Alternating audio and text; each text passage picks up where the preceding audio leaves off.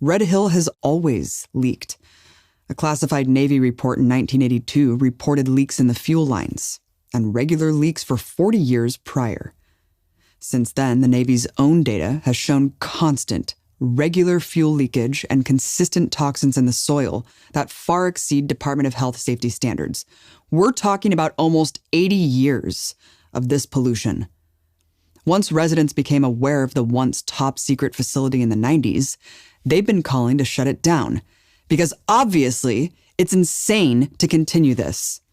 But the Navy's always maintained there's nothing to worry about. They test the water all the time. If there was a problem, well, they'd be sure to let you know.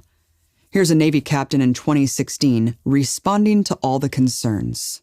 Good morning to you, Captain. Good morning, Ron. Good to be here. Top two questions people are asking. Number one, is our drinking water safe? And number two, will it continue to be safe? Yes, Ron. So easy questions to answer. One, the drinking water is safe, and I know that because we test the drinking water exhaustively once every quarter, and we also have ground monitoring wells near Red Hill, which we test on a monthly basis. So we would know if there was any petroleum in the water, the drinking water is safe. Okay. It turns out that the Navy detected harmful petrochemicals in the drinking water at least 6 months ago. According to Hawaii paper The Star Advertiser, water samples taken by the Navy at its Red Hill drinking water well showed petroleum contamination in July, August, and September. Some of the samples exceeded the state's threshold for what's considered safe. So what did the Navy do when they found these chemicals back in July? Did they tell residents, pregnant women, even their own troops to stop drinking the water? No. Instead, they actively hid the information and refused to comply with the Hawaii Department of Health on giving them the data. The Navy had been constantly failing health inspections at the facility, leading to hundreds of thousands of dollars in fines from the health department, as well as a lawsuit filed by the Sierra Club in November.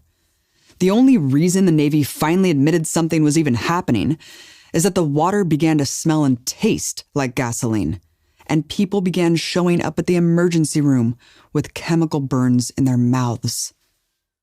Today, Amanda just texted me, and it's about 6 o'clock in the morning Hawaii time, Mr. Chairman, that she went to the Tripler emergency room last night because of a headache and irritation in her mouth and throat, and her doctor diagnosed her with chemical burns in her mouth.